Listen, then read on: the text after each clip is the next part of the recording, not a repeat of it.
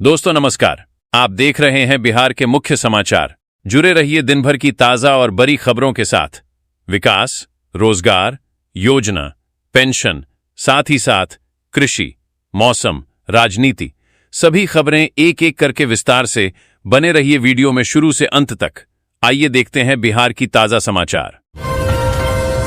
बिहार सरकार ने मुख्यमंत्री महिला रोजगार योजना के तहत पात्र महिलाओं के लिए दूसरी किस्त जारी करने की तैयारी पूरी कर ली है। इस योजना के अंतर्गत स्वरोजगार शुरू कर चुकी लगभग 20 लाख जीविका दीदियों को आर्थिक रूप से सशक्त बनाने के लिए सीधे उनके बैंक खातों में 20,000 रुपए की राशि डीबीटी के माध्यम से भेजी जाएगी। यह राशि उन महिलाओं को दी जाएगी जिन्होंने पहली किस्त की सहायता से सफलतापूर्वक अपना छोटा व्यवसाय स्थापित किया है। सरकार ने स्पष्ट किया है कि लाभ पाने के लिए पहली किस्त के सही उपयोग का प्रमाण और MIS पोर्टल पर प्रविष्टि अनिवार्य है।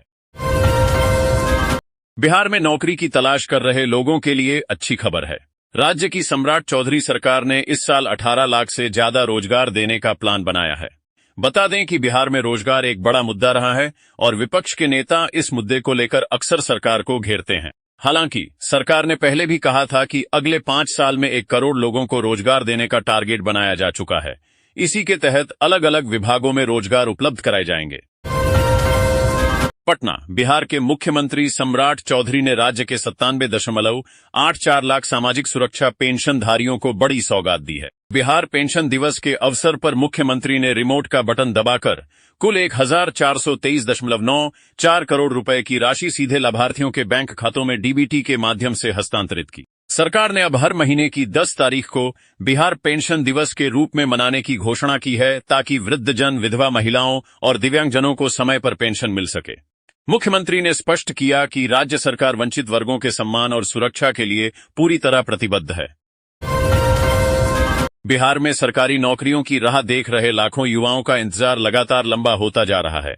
राज्य की कई बड़ी भर्ती परीक्षाएं वर्षों से अधर में लटकी हैं, जिसके कारण 75,000 से अधिक रिक्तियां अब तक नहीं भर सकी हैं। हालात ऐसे हैं कि करीब 1 करोड़ अभ्यर्थी अलग अलग प्रतियोगी परीक्षाओं की तारीखों का इंतजार कर रहे हैं। कहीं आवेदन लेने के बाद भी परीक्षा नहीं हो रही, तो कहीं रिक्तियां होने के बावजूद विज्ञापन तक जारी नहीं किया गया है। इस सुस्ती ने युवाओं में मायूसी, बेचैनी और नाराजगी बढ़ा दी है।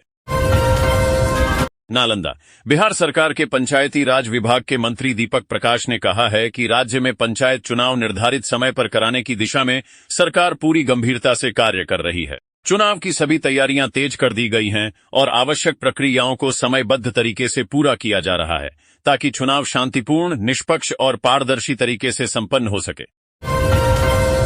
पटना, बांकीपुर विधानसभा उपचुनाव में भाजपा द्वारा उम्मीदवार बदलने के फैसले के बाद राजनीतिक चर्चाएं तेज हो गई हैं।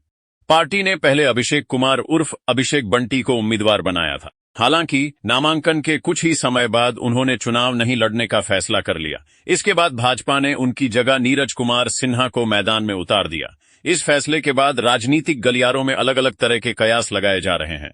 विपक्षी दल भी इसे मुद्दा बनाकर भाजपा पर सवाल उठा रहे हैं।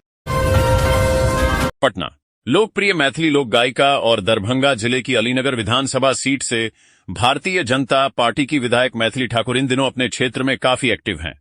मैथिली ठाकुर लोगों के बीच जाकर उनकी समस्याएं सुन रही हैं। इस बीच मैथिली ठाकुर को एक गांव के कुछ लोगों ने गांव में बन रहे पुल की गुणवत्ता को लेकर शिकायत कर दी।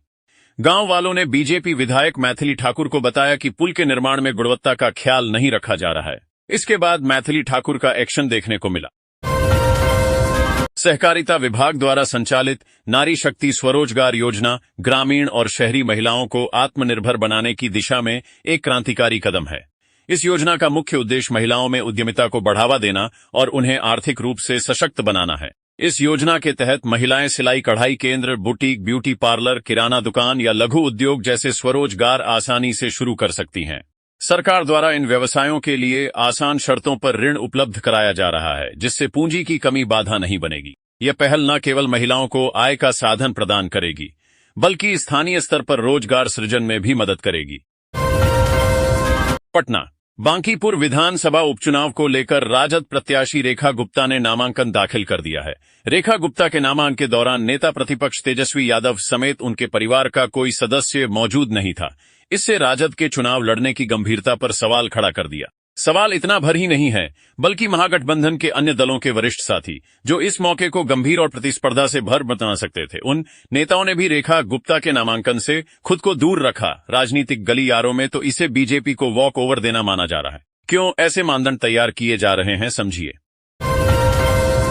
बेतिया बगहा में बिजली संकट को लेकर लोगों का सब्र जवाब दे गया। सेमरा ग्रिड से जुड़े दर्जनों गांवों में करीब 15 घंटे तक बिजली आपूर्ति ठप रहने के बाद उपभोक्ता सड़क पर उतर आए। बिजली विभाग के खिलाफ जमकर नारेबाजी हुई और व्यवस्था में सुधार की मांग उठी। बगहा के सेमरा ग्रिड से जुड़े सेमरा, बोरवल समेत दर्जनों गांवों में गुरुवार दोपहर से बिजली आपूर्ति ठप हो गई। भीषण गर्मी और उमस के बीच पूरी रात बिजली नहीं रहने से लोगों को भारी परेशानियों का सामना करना पड़ा। पेयजल संकट गहरा गया, मोबाइल फोन बंद हो गए और छोटे कारोबार भी प्रभावित हुए। बिहार सरकार ने राज्य में पर्यटन को नई ऊंचाइयों पर ले जाने और स्थानीय लोगों को रोजगार से जोड़ने के लिए होमस्टे योजना को विशेष बढ़ावा दिया है। इस पहल के तहत सरकार होमस्टे निर्माण के लिए 10 रुपए लाख तक की वित्तीय सहायता प्रदान कर रही है। इस योजना की सबसे बड़ी विशेषता इसका महिला केंद्रित दृष्टिकोण है। उद्यमी महिलाओं और महिला स्वयं सहायता समूहों एसजीज को प्रोत्साहित करने के लिए सरकार प्रति कमरा 25,000 रुपए की अतिरिक्त प्रोत्साहन राशि दे रही है। यह योजना न केवल बिहार की सांस्कृतिक विरासत को पर्यटकों तक पहुंचाएगी, बल्कि ग्रामीण महिलाओं को आर्थिक रूप से आत्मनिर्भर बनाकर उन्हें पर्यटन क्षेत्र का नेतृत्व करने का अवसर भी प्रदान करेगी। पटना बिहार बीजेपी ने अंतिम समय में बांकीपुर उपचुनाव में अपने कैंडिडेट को बदल दिया है। पार्टी के केंद्रीय चुनाव समिति की ओर से जारी पत्र के मुताबिक 7 जुलाई को घोषित किए गए उम्मीदवार अभिषेक कुमार उर्फ बंटी का नाम हटा लिया गया है। उनकी जगह पार्टी ने नीरज कुमार सिन्हा को उम्मीदवार बनाया है। नीरज कुमार सिन्हा अविवाहित हैं, पार्टी के जमीनी स्तर के कार्यकर्ता हैं।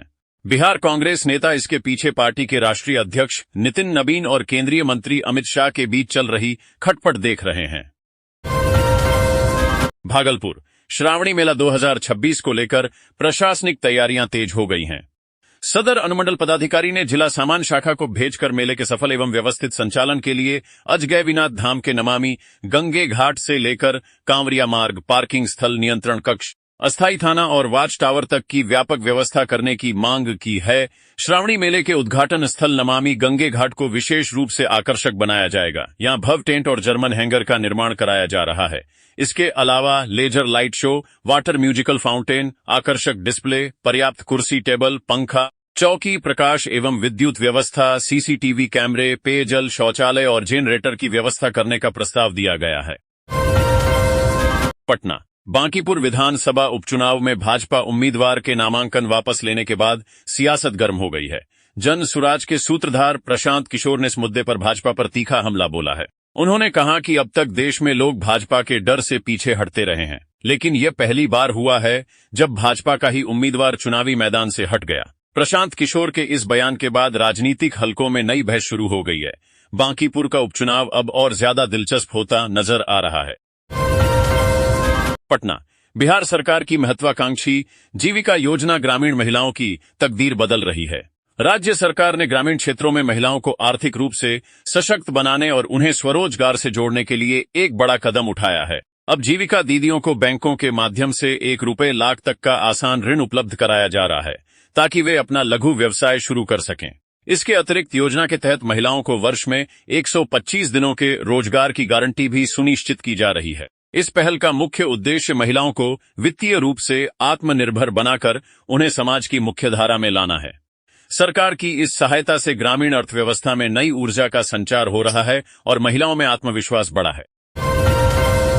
पटना बांकीपुर विधानसभा उपचुनाव को शांतिपूर्ण और निष्पक्ष तरीके से कराने के लिए प्रशासन पूरी तरह अलर्ट मोड में है। 30 जुलाई को होने वाले मतदान को लेकर जिला प्रशासन और पुलिस ने सुरक्षा व्यवस्था कड़ी कर दी है। पूरे विधानसभा क्षेत्र और उससे सटे इलाकों में 28 विशेष चेक प्वाइंट बनाए गए हैं। इन सभी स्थानों पर पुलिस और अर्धसैनिक बलों के जवानों की तैनाती की गई है।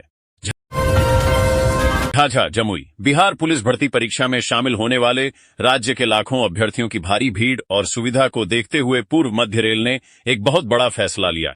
रेल प्रशासन ने आगामी 11 एवं 12 जुलाई को विभिन्न रूटों पर विशेष परीक्षा स्पेशल ट्रेनों एग्जाम स्पेशल ट्रेन्स के ताबड़तोड़ी चालन का आधिकारिक निर्णय लिया है। इन स्पेशल ट्रेनों के माध्यम से अभ्यर्थियों को अपने अपने परीक्षा केंद्रों तक समय पर आने जाने और भीड़भाड़ से बचकर आरामदायक सफर करने में बहुत बड़ी सहूलियत मिलेगी। गाय जी, ज्ञान एवं मोक्ष की पावन भूमि गया जी में कल से बिहार के सभी विधायकों का 2 दिवसीय विशेष प्रबोधन औत्रावी बिहार विधानसभा के गठन के बाद आयोजित हो रहे इस ऐतिहासिक कार्यक्रम में राज्य के सभी 230 विधानसभा क्षेत्रों के माननीय विधायक शिरकत करेंगे। इस बेहद महत्वपूर्ण और हाई प्रोफाइल आयोजन को लेकर गया स्थित बिपर्ड परिसर को पूरी तरह से छावनी में तब्दील कर दिया गया है। आज रात से ही विधायकों का गया जी आगमन शुरू होने की उम्मीद है। विश्वामित्र सेना की इटाढ़ी प्रखंड इकाई का महत्वपूर्ण संगठनात्मक चुनाव शुक्रवार की शाम स्थानीय श्रीराम जानकी मंदिर परिसर में सफलतापूर्वक संपन्न हुआ। यह चुनाव प्रक्रिया पूरी तरह लोकतांत्रिक और सर्वसम्मति के आधार पर पूरी की गई। बैठक की अध्यक्षता संगठन के जिलाध्यक्ष बलिराम मिश्र ने की। इस चुनाव का मुख्य उद्देश्य प्रखंड स्तर पर संगठन को और अधिक गतिशील, मजबूत तथा सक्रिय बनाना है। बिहार सरकार ने सामाजिक सुरक्षा पेंशन योजनाओं के तहत राज्य भर के बुजुर्गों, विधवाओं और दिव्यांगजनों को एक बड़ी राहत दी है। मुख्यमंत्री सम्राट चौधरी ने शुक्रवार को वीडियो कॉन्फ्रेंसिंग के माध्यम से राज्य भर के कुल 97,84,035 लाभार्थियों के बैंक खातों में सीधे पेंशन राशि का हस्तांतरण डीबीटी किया। इस महाअभियान के तहत राज्य स्तर पर कुल 14,23,94,66,200 रुपए की भारी भरकम राशि डिजिटल माध्यम से सीधे लाभार्थियों के खातों में भेजी गई है। मानसून के दस्तक देने के साथ ही सुपौल जिले में संभावित बाढ़ और सुखाड़ की चुनौतियों से प्रभावी ढंग से निपटने के लिए जिला प्रशासन पूरी तरह एक्शन मोड में आ गया है। शुक्रवार को समाहरणालय स्थित लहटन चौधरी सभागार में जिलाधिकारी सावन कुमार की अध्यक्षता में एक उच्चस्तरीय और विस्तृत समीक्षा बैठक आयोजित की गई। इस बैठक में जल संसाधन विभाग, आपदा प्रबंधन विभाग तथा जिले के तमाम प्रशासनिक अधिकारियों के साथ चल रही तैयारियों की बिंदुवार समीक्षा की गई और अधिकारियों को पूरी सतर्कता एवं जवाबदेही के साथ ग्राउंड पर डटे रहने का निर्देश दिया गया। पटना पुलिस की साइबर थाना टीम ने एक बड़े अंतर्राज्यीय साइबर ठगी रैकेट का पर्दाफाश किया है। यह संगठित गिरोह नौकरी दिलाने के नाम पर देश भर के मासूम लोगों को अपना शिकार बनाता था। मामले में त्वरित कार्रवाई करते हुए पुलिस ने गिरोह के 3 शातिर ठगों को गिरफ्तार किया है, जिनकी पहचान पटना के जानीपुर निवासी फैद खान, झारखंड के देवघर कोरों निवासी मुस्तफा अंसचा और देव पथरोल निवासी गुलाम जिलानी के रूप में हुई है। पुलिस ने इनके पास से ठगी में इस्तेमाल किए जाने वाले 3 मोबाइल फोन भी बरामद किए हैं। कैमूर पुलिस की नाक के नीचे मोहनिया समेकित जांच चौकी चेक पोस्ट पर ट्रकों से अवैध वसूली का गंदा खेल थमने का नाम नहीं ले रहा है। मोहनिया थाना पुलिस ने गुप्त सूचना के आधार पर त्वरित कार्रवाई करते हुए चेक पोस्ट के दक्षिणी लेन से ट्रकों से अवैध उगाही कर रहे एक शातिर युवक को रंगे हाथों धर दबोचा है। पुलिस की इस मुस्तैदी ने साफ कर दिया है कि चेक पोस्ट पर किसी भी प्रकार की अवैध गतिविधि बर्दाश्त नहीं की जाएगी। मोतिहार बिहार के काशी के रूप में विख्यात अरेराज स्थित मनोकामना पूरक बाबा सोमेश्वरनाथ महादेव मंदिर में आगामी 31 जुलाई से 1 माह तक चलने वाले ऐतिहासिक श्रावणी मेला 2026 की तैयारियां प्रशासनिक स्तर पर तेज हो गई हैं। मेले के दौरान देश विदेश, विशेषकर पड़ोसी देश नेपाल और उत्तर प्रदेश से आने वाले लाखों श्रद्धालुओं की सुरक्षा और सुविधा को लेकर अरेराज अनुमंडल पदाधिकारी अंजलि शर्मा, डीसीएलआर इति चतुर्वेदी और डीएसपी रंजन कुमार की संयुक्त अध्यक्षता में एक उच्चस्तरीय समीक्षा बैठक संपन्न हुई। पटना के वरीय पुलिस अधीक्षक के निर्देश पर जिले में मादक पदार्थों के खिलाफ विशेष अभियान लगातार चलाया जा रहा है। इसी अभियान के तहत धनरुआ थाना पुलिस ने 2 अलग अलग मामलों में कार्रवाई करते हुए महत्वपूर्ण सफलता हासिल की है। 10 जुलाई 2026 को धनरुआ थाना पुलिस को सूचना मिली कि सिमाड़ी खुर्द गांव में एक व्यक्ति अपने घर में अवैध रूप से गांजा रखे हुए है। सूचना मिलने के बाद उसका सत्यापन किया गया। इसके बाद मसौड़ी अनुमंडल पुलिस पदाधिकारी नेडू के निर्देशन और धनरुआ थानाध्यक्ष के नेतृत्व में एक विशेष छापेमारी टीम का गठन किया गया। कटिहार रेल मंडल में व्यवस्थाओं की पोल उस समय पूरी तरह खुल गई जब मानसून की पहली ही मूसलाधार बारिश ने कटिहार रेलवे स्टेशन को झील में तब्दील कर दिया। आज सुबह से शुरू हुई तेज बारिश के बाद स्टेशन परिसर और रेल पटरियों पर चारों तरफ पानी ही पानी जमा हो गया। रेलवे प्रशासन के जल निकासी के तमाम दावे मानसून की इस पहली परीक्षा में ही पूरी तरह फेल साबित हुए। गाय जी विश्व प्रसिद्ध अंतर्राष्ट्रीय पितृपक्ष मेला 2026 के सफल आयोजन को लेकर गया नगर निगम ने अपनी कमर कस ली है। इसी सिलसिले में नगर निगम सभागार में एक महत्वपूर्ण समीक्षा बैठक का आयोजन किया गया। बैठक की अध्यक्षता मेयर वीरेंद्र कुमार उर्फ गणेश पासवान ने की।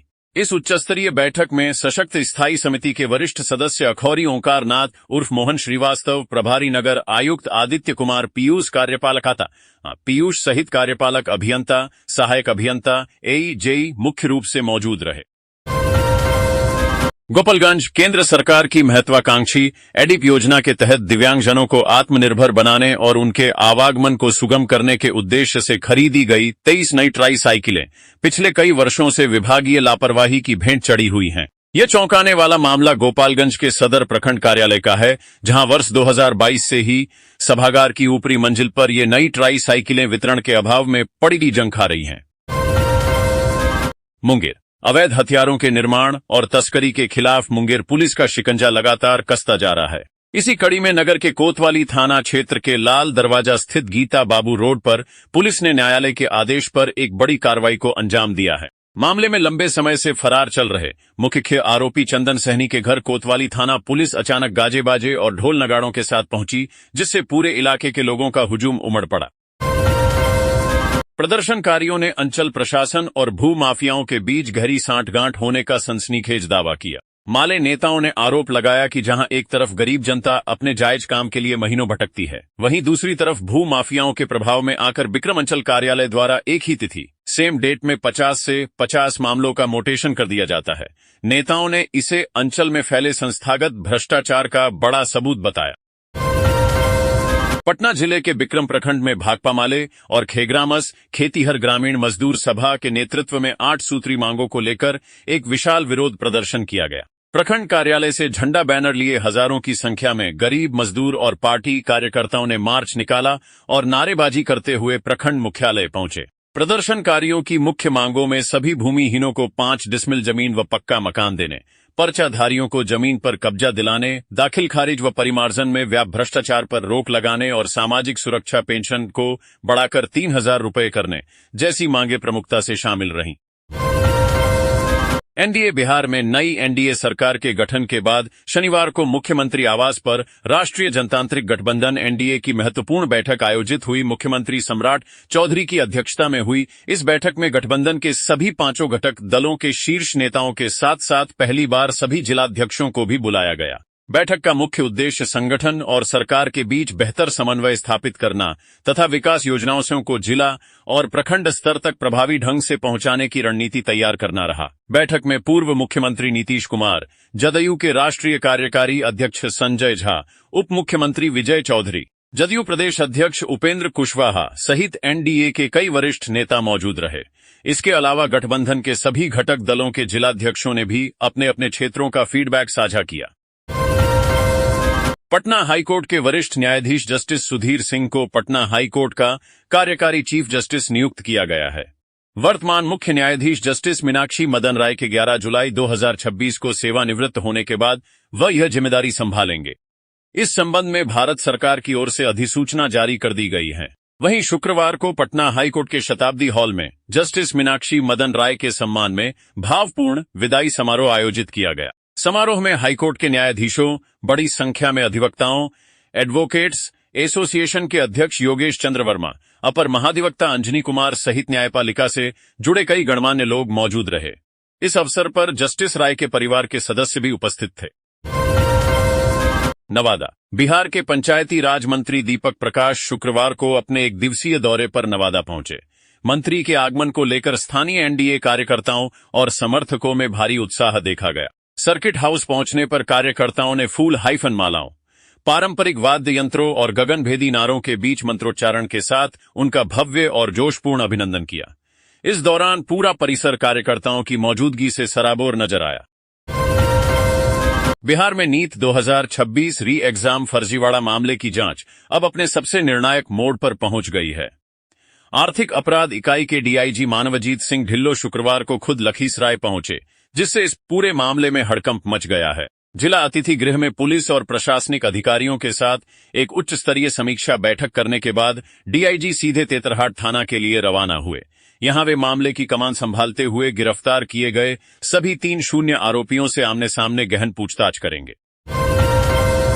बिहार के वैशाली में बीपीएससी शिक्षिका से जुड़ा विवाद अभी शांत भी नहीं हुआ था कि सारण जिले से भी मिलता हाइफन जुलता एक गंभीर मामला सामने आया है। भगवान बाजार थाना में दिए गए आवेदन के अनुसार एक पीड़ित पति ने अपनी जीएनएम पत्नी, उसके कथित प्रेमी और अपने ससुराल वालों पर संपत्ति हड़पने तथा अवैध संबंध रखने के गंभीर आरोप लगाए हैं। पीड़ित ने स्थानीय पुलिस प्रशासन से गुहार लगाते हुए पूरे मामले की निष्पक्ष जांच कराने और खुद के लिए न्याय की मांग की है। बिहार में अब टोल टैक्स से बचने की कोशिश वाहन मालिकों पर भारी पड़ सकती है।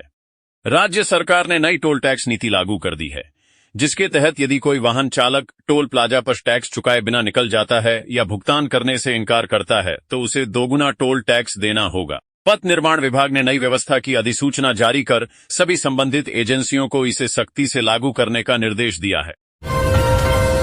कौन कहता है कि आसमां में सुराख नहीं हो सकता, एक पत्थर तो तबीयत से उछालो यारों। मशहूर शायर दुष्यंत कुमार की यह पंक्ति आज बिहार के जहानाबाद जिले की बेटी शुभांगी की कामयाबी पर पूरी तरह सटीक साबित होती है। छोटे से गांव से निकलकर देश की सेवा के सबसे प्रतिष्ठित मंच तक पहुंचने का उनका सफर इस बात की गवाही देता है कि जब इरादे बुलंद हों, हौसलों में जान हो और मेहनत इबादत बन जाए, तब कोई मंजिल नामुमकिन नहीं रहती। बिहार की सियासत ने पंचायत चुनाव को लेकर चल रही अटकलों के बीच पंचायती राज मंत्री दीपक प्रकाश ने तमाम कयासों पर विराम लगा दिया है। मंत्री ने दो टूक लहजे में कहा कि राज्य में पंचायत चुनाव तय समय पर ही होंगे और चुनावी अमल में किसी तरह की देरी नहीं होने दी जाएगी। नालंदा में उन्होंने साफ किया कि इस बार पंचायत चुनाव इलेक्ट्रॉनिक वोटिंग मशीन से कराए जाएंगे और कानून के मुताबिक नया आरक्षण रोस्टर भी लागू रहेगा। साथ ही पंचायतों के विकास के लिए मिलने वाली सरकारी राशि बढ़ाने का भी ऐलान किया गया है, जिसे ग्रामीण विकास की दिशा में बड़ा कदम माना जा रहा है। चर्चित शिक्षक फैजल खान उर्फ खान सर की अग्रिम जमानत याचिका पर शुक्रवार को भी कोई आदेश नहीं आ सका। अब इस मामले में 13 जुलाई को सुनवाई होगी और उसी दिन कोर्ट अग्रिम जमानत पर अपना फैसला सुना सकता है। यह जानकारी खान सर के अधिवक्ता अरविंद कुमार मवार ने दी। वकील के अनुसार अदालत में शुक्रवार को सुनवाई हुई, लेकिन आदेश सुरक्षित रखते हुए अगली तारीख 13 जुलाई तय की गई है। इसी दिन खान सर के साथ साथ उनका 2 बॉडीगार्ड की अग्रिम जमानत याचिका पर भी फैसला आने की संभावना है। पटना में शुक्रवार को मुख्यमंत्री सम्राट चौधरी के सरकारी आवास पर राष्ट्रीय जनतांत्रिक गठबंधन एनडीए की अहम बैठक आयोजित होने जा रही है। बैठक से पहले जदयू के राष्ट्रीय कार्यकारी अध्यक्ष संजय झा ने कहा कि इस बार की बैठक का उद्देश्य केवल राजनीतिक रणनीति तय करना नहीं, बल्कि जिला और ब्लॉक स्तर तक बेहतर समन्वय स्थापित कर बिहार के विकास कार्यों को अधिक प्रभावी बनाना है। संजय झा ने बताया कि बैठक में एनडीए के सभी 5 घटक दलों के जिलाध्यक्ष, पार्टी के वरिष्ठ नेता, बिहार सरकार के मंत्री और गठबंधन के प्रमुख पदाधिकारी शामिल होंगे। उन्होंने कहा कि अब समन्वय सिर्फ पटना तक सीमित नहीं रहना चाहिए, बल्कि हर जिले और ब्लॉक स्तर तक संगठन और सरकार के बीच बेहतर तालमेल होना जरूरी है। मुजफ्फरपुर में कानून व्यवस्था को लेकर पुलिस कप्तान का रुख अब सख्त नजर आ रहा है। पहले रात्रि गश्ती की जमीनी हकीकत परखी गई और अब जिले के तमाम पुलिस अधिकारियों के साथ बड़ी बैठक कर थानेदारों को साफ चेतावनी दे दी गई है। वरीय पुलिस अधीक्षक कांतेश कुमार मिश्रा ने 2 टूक कहा है कि अपने अपने थाना क्षेत्रों में बढ़ते अपराध पर हर हाल में अंकुश लगाना होगा। लापरवाही या काम में सुस्ती बरतने वाले थानेदारों पर कार्रवाई तय मानी जाए। अगर आपके घर का गैस सिलेंडर खत्म होने वाला है और आप नया सिलेंडर बुक करने की तैयारी कर रहे हैं, तो बुकिंग से पहले ताजा रेट जरूर देख लें। ऑयल मार्केटिंग कंपनियों ने 10 जुलाई 2026 के लिए एलपीजी गैस सिलेंडर के नए दाम जारी कर दिए हैं। इस बार भी घरेलू रसोई गैस सिलेंडर की कीमतों में कोई बदलाव नहीं किया गया है। वहीं 19 किलोग्राम वाले कमर्शियल सिलेंडर के रेट भी फिलहाल स्थिर बने हुए हैं। गाड़ी में पेट्रोल या डीजल भरवाने जा रहे हैं तो पहले अपने शहर के ताजा रेट जरूर देख लें। सरकारी तेल कंपनियों ने 10 जुलाई के लिए पेट्रोल और डीजल की नई कीमतें जारी कर दी हैं। हालांकि आज भी देश के ज्यादातर शहरों में कीमतों में कोई बड़ा बदलाव नहीं हुआ है, लेकिन अलग अलग शहरों में रेट पहले की तरह अलग बने हुए हैं। पेट्रोल और डीजल की कीमतें हर दिन सुबह 6 बजे अपडेट की जाती हैं, इसलिए वाहन चालकों को तेल भरवाने से पहले अपने शहर की ताजा कीमतों की जानकारी जरूर लेनी चाहिए। अगर कोई खास कार्यक्रम है और आप सोना या चांदी खरीदने की योजना बना रहे हैं तो खरीदारी से पहले आज के ताजा भाव जरूर जान लें। सर्राफा बाजार में शुक्रवार 10 जुलाई को सोने और चांदी दोनों की कीमतों में हल्की बढ़ोतरी दर्ज की गई है। आज 24 कैरेट सोने का भाव करीब 1.44 लाख रुपए प्रति 10 ग्राम के स्तर पर पहुंच गया है। पिछले कारोबारी दिन की तुलना में सोने की कीमत में लगभग 300 से 500 रुपए प्रति 10 ग्राम की बढ़त देखने को मिली है। वहीं चांदी की कीमत में भी तेजी आई है और इसका भाव करीब 2.35 लाख रुपए प्रति किलोग्राम के आसपास पहुंच गया है। देश में 2000 रुपए के नोटों को प्रचलन से बाहर किए जाने के 3 साल से अधिक समय बीत चुका है, लेकिन गुलाबी नोट की कहानी अभी पूरी तरह खत्म नहीं हुई है। भारतीय रिजर्व बैंक आरबीआई के ताजा आंकड़ों के मुताबिक 30 अप्रैल 2026 तक भी 5451 करोड़ रुपए मूल्य के 2000 रुपए के नोट जनता के पास मौजूद हैं। हालांकि राहत की बात यह है कि करीब 98.47% नोट बैंकिंग व्यवस्था में वापस लौट चुके हैं, जबकि लगभग 1.53% नोट अब भी लोगों के पास हैं। मुंबई भोरघाट सेक्शन में हुए भूस्खलन के कारण मुंबई पुणे रेल मार्ग पर यातायात 7 जुलाई तक गंभीर रूप से प्रभावित रहेगा। मध्य रेलवे ने 14 दैनिक ट्रेनों, 8 विशेष तिथियों पर चलने वाली ट्रेनों और 8 स्पेशल ट्रेनों सहित कुल 30 रेल सेवाएं रद्द कर दी हैं। रद्द की गई प्रमुख ट्रेनों में Deccan Queen, Deccan Express, Mumbai Pune Intercity Express, CSMT Hyderabad Express, Chennai Egmore Superfast Mail और हुबली दादर एक्सप्रेस शामिल हैं। 6 जुलाई को हुई मूसलाधार बारिश के बाद करजत और लोनावला के बीच ठाकुरवाड़ी तथा मंकी हिल क्षेत्र में कई स्थानों पर भूस्खलन हुआ, जिससे रेलवे की तीनों लाइनें क्षतिग्रस्त हो गईं। रेलवे युद्ध स्तर पर मरम्मत कार्य कर रहा है, लेकिन दुर्गम पहाड़ी इलाका और चुनौतीपूर्ण परिस्थितियां बहाली में बाधा बन रही हैं। फिलहाल 3 में से 1 लाइन को बहाल कर दिया गया है, जबकि शेष 2 पर कार्य जारी है।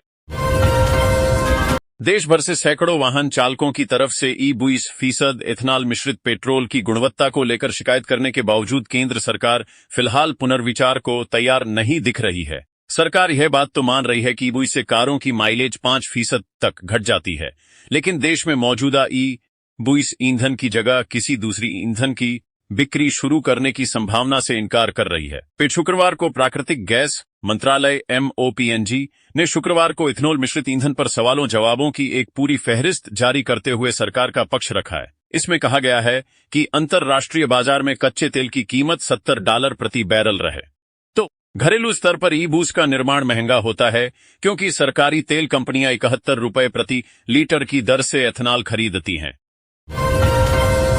मुजफ्फरनगर उत्तर प्रदेश के मुजफ्फरनगर में कांवड़ यात्रा 2026 शुरू होने से पहले ही नेम प्लेट विवाद गहराने लगा है। पिछले वर्ष भी इस संबंध में विवाद गहराया था।